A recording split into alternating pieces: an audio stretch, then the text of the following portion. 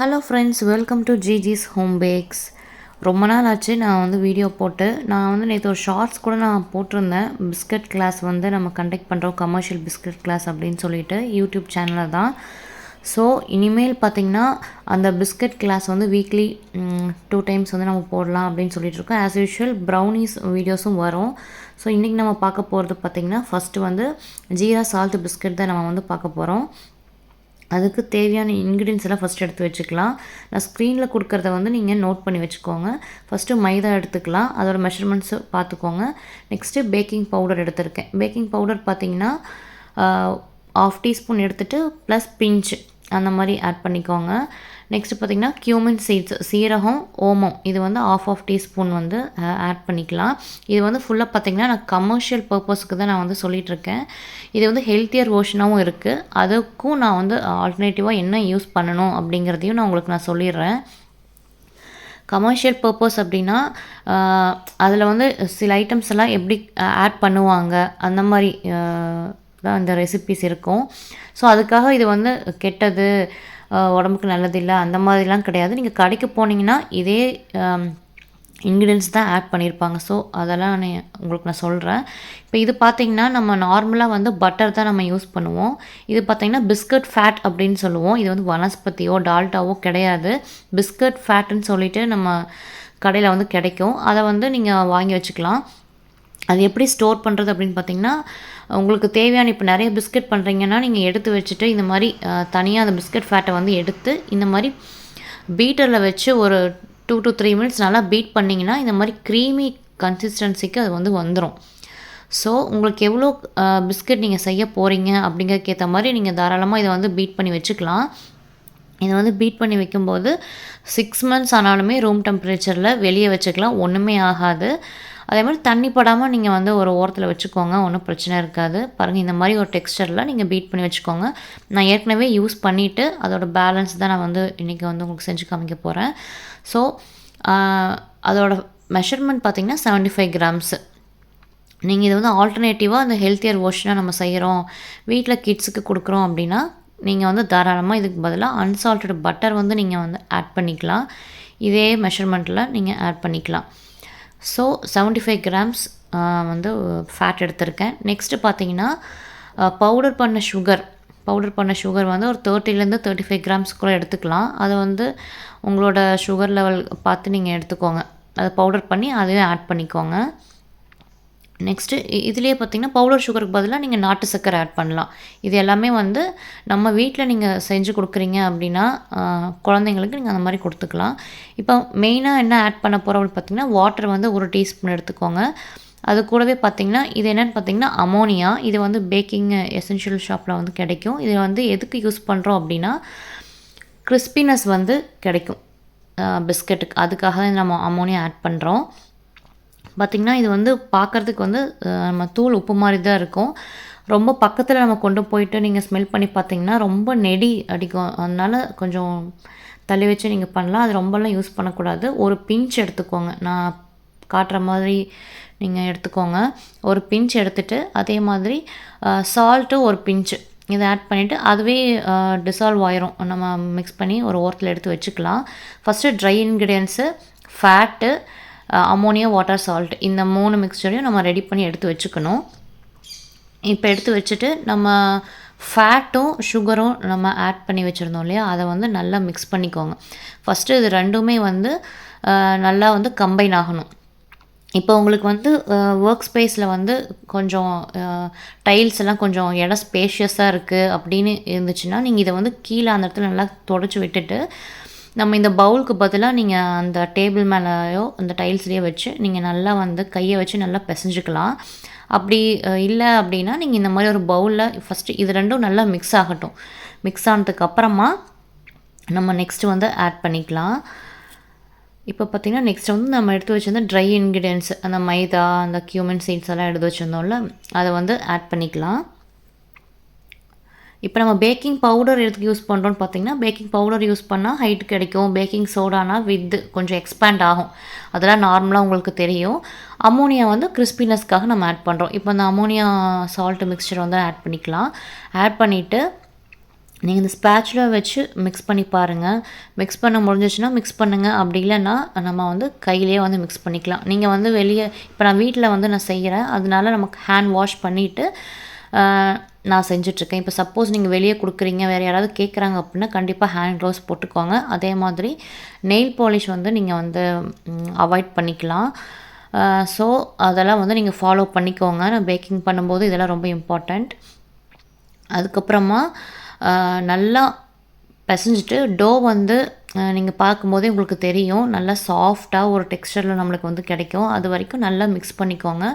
இது வந்து நம்ம கீழே வச்சு நம்ம மிக்ஸ் பண்ணாலுமே ரொம்ப நல்லா வரும். பவுலுமே உங்களுக்கு ஓகேவாக தான் இருக்கும். உங்களுக்கு எது கம்ஃபர்டபுளாக இருக்கோ அதுக்கேற்ற மாதிரி நீங்கள் வந்து மிக்ஸ் பண்ணிக்கலாம். இப்போ பார்த்திங்கன்னா டோர் நல்லா ரெடி ஆயிடுச்சு. இது வந்து ஒரு பர்ஃபெக்டான டெக்ஸ்சர். ஓகேங்களா? இந்த மாதிரி பார்த்துக்குவாங்க. பார்த்துட்டு நெக்ஸ்ட்டு நம்ம ஒர்க் பண்ணுற அந்த ஸ்பேஸ் வந்து நல்லா நீட்டாக வச்சுக்கோங்க. நல்லா க்ளீன் பண்ணி ஒரு நல்லா துணி வச்சு நல்லா துடைச்சிட்டு அதுக்கப்புறமா இந்த ப்ளெயினாக டேபிளில் கூட நீங்கள் யூஸ் பண்ணலாம். இந்த மாதிரி ஒரு ஷீட் வச்சுட்டு அதில் கூட நம்ம வந்து நீட் பண்ணிக்கலாம். இப்போ நல்லா நீட் பண்ணும்போது பார்த்தீங்கன்னா நீங்கள் உள்ளங்கை இருக்குல்ல, அந்த உள்ளங்கை வந்து நல்லா ப்ரெஸ் பண்ணி நீங்கள் தேய்க்கணும். அப்போ தான் வந்து நல்லாயிருக்கும். நல்லா சாஃப்டாக நம்மளுக்கு அந்த டெக்ஸ்சர் கிடைக்கும். இப்போ இந்த இது இல்லை அப்படின்னா நீங்கள் டேபிள் மேலே கூட வச்சுட்டு நீங்கள் நல்லா நீட் பண்ணலாம். இப்போ அது வந்து உங்களுக்கு பார்க்கும்போதே தெரியும். நான் சொன்னால் புரியாது. அதாவது நல்லா நீட் பண்ணி நல்லா உள்ளங்கை வச்சு அமுக்கி நீங்கள் வந்து மாவை வந்து நல்லா பிசைஞ்சுக்கோங்க. பிசைஞ்சிட்டு அது உங்களுக்கு அந்த டெக்ஸ்சர் தெரியும். நல்லா வந்து நம்மளுக்கு பிடிக்க வரும். ஸோ அந்த மாதிரி நீட் பண்ணி எடுத்து வச்சுக்கோங்க. இப்போ பாருங்கள் நல்லா வந்து ரோல் பண்ணி எடுத்து வச்சாச்சு. இது பார்த்திங்கன்னா ரோலிங் பின் நம்ம நார்மலாக வந்து வீட்டில் செய்கிறதுக்கு நம்ம நார்மலான இது யூஸ் பண்ணிக்கலாம். இப்போ நீங்கள் கமர்ஷியல் பர்பஸ் போகிறீங்க, நீங்கள் கடைக்கு கொடுக்குறீங்க அப்படின்னா அவங்க வந்து எல்லாமே ஈக்குவலான ஷேப்பில் இருக்கணும், பர்ஃபெக்டாக இருக்கணும்னு சொல்லிட்டு எதிர்பார்ப்பாங்க. ஸோ இந்த ரோலிங் பின் வந்து ரொம்ப யூஸ்ஃபுல்லாக இருக்கும்.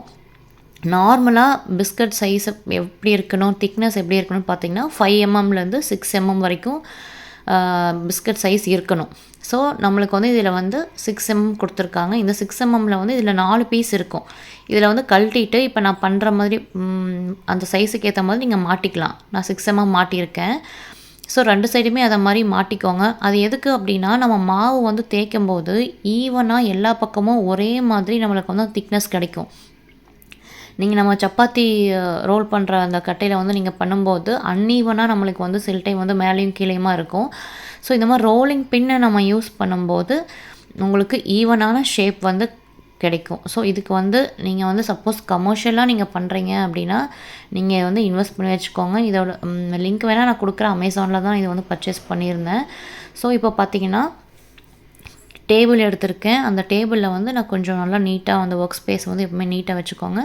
வச்சுட்டு ஃபஸ்ட்டு ட்ரை இன்க்ரீடியன்ட்ஸ் வந்து மைதா கொஞ்சம் ஸ்ப்ரெட் பண்ணி விட்டுட்டு அதுக்கப்புறமா நம்ம வந்து டோ வந்து இது ஷீட்டிங் பண்ணிக்கலாம். இதுக்கு பேர் வந்து ஷீட்டிங்னு சொல்லுவாங்க. நம்ம நல்லா நீட் பண்ணிவிட்டு இந்த மாதிரி நம்ம தேய்க்கிறோம் இல்லையா, அதுக்கு பேர் ஷீட்டிங் மெத்தடுன்னு சொல்லுவாங்க.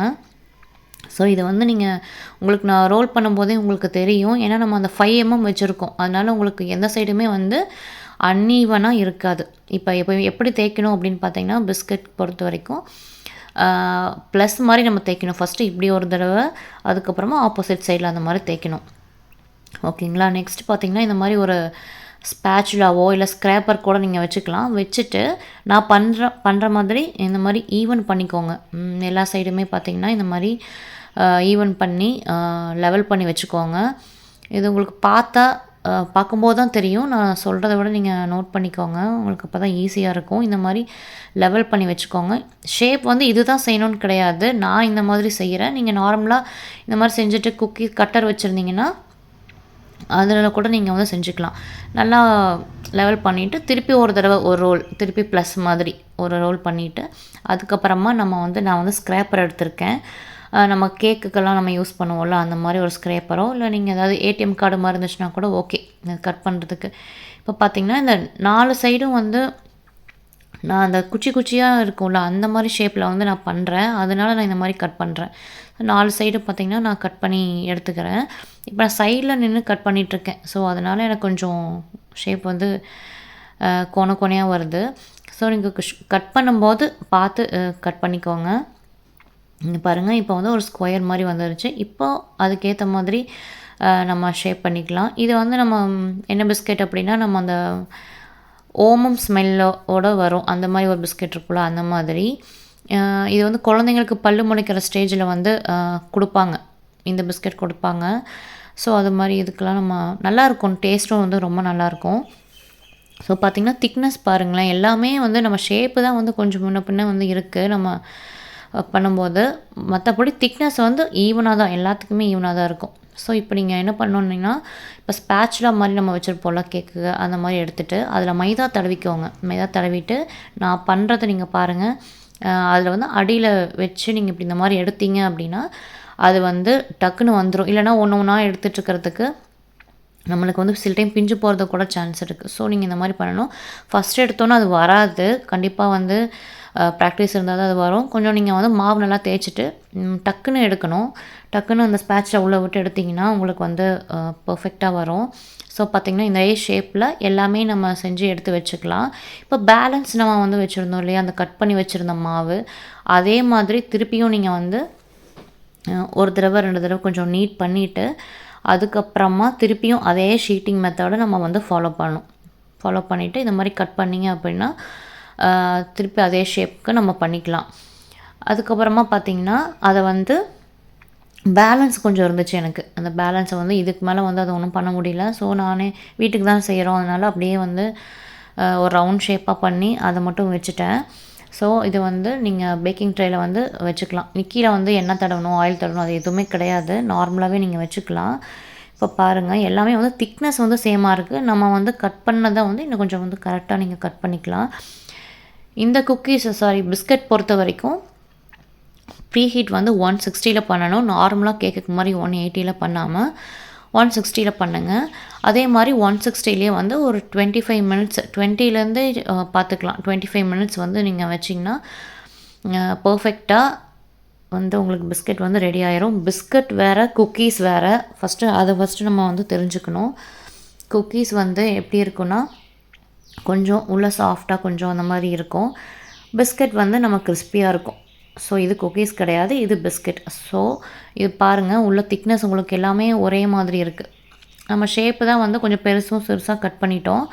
ஸோ நீங்கள் அந்த ரோலிங் பின் யூஸ் பண்ணனால உங்களுக்கு திக்னஸ் வந்து சேமாக தான் கிடைக்கும். பாருங்கள், நான் வந்து பேக் பண்ணி எடுத்துகிட்டு எனக்கு வந்து கரெக்டாக வந்து 25 மினிட்ஸ் வந்து நான் பேக் பண்ணேன். இப்போது நீங்கள் வந்து கீழே எடுத்து பார்க்கும்போது கீழே வந்து பாருங்கள், நான் காமிக்கிறேன். இந்த மாதிரி ஹோல்ஸ் தெரியுதா? அப்போ வந்து கரெக்டாக வந்து பர்ஃபெக்டாக பேக் ஆகிருக்கு அப்படின்னு அர்த்தம். அந்த மாதிரி செக் பண்ணிக்கோங்க. அதே மாதிரி உடைக்கும் போது பார்த்திங்கன்னா டப்புன்னு உடையணும். நீங்கள் அந்த மாதிரி தேய்க்கும் போது நல்லா ஒரு கரகரன்னு சத்தம் வரும்ல, அந்த மாதிரி வரணும். ஸோ அப்போ வந்து பர்ஃபெக்டாக நீங்கள் வந்து செஞ்சுருக்கீங்க அப்படின்னு அர்த்தம். ஸோ இதுதான் வந்து ஜீரா சால்ட் பிஸ்கட்டோட ரெசிபி. இது வந்து full and full commercial recipe. இது வந்து ஆல்டர்னேட்டிவாக நீங்கள் வந்து பட்டர் யூஸ் பண்ணிக்கலாம். ஃபேட்டுக்கு பதிலாக பட்டரு, அதுக்கப்புறமா நாட்டு சர்க்கரை, அந்த சுகருக்கு பதில் நாட்டு சர்க்கரை, அந்த மாதிரி யூஸ் பண்ணி தாராளமாக செய்யலாம். இதுவே வந்து சூப்பராக தான் இருக்கும். இது வந்து அன்ஹெல்த்தினால எதுவுமே கிடையாது. நீ பிஸ்கட் கடையில் போய் வாங்கினீங்கன்னா இதெல்லாம் கண்டிப்பாக ஆட் பண்ணி தான் வந்து கொடுப்பாங்க. ஸோ இந்த ரெசிபி ட்ரை பண்ணி பாருங்கள். ட்ரை பண்ணி பார்த்துட்டு எதாவது டவுட்ஸ் இருக்குன்னா எனக்கு கமெண்ட்ஸில் சொல்லுங்கள். ஃப்ரெண்ட்ஸ் அண்ட் ஃபேமிலிக்கு ஷேர் பண்ணி சப்போர்ட் பண்ணுங்கள். தேங்க்யூ.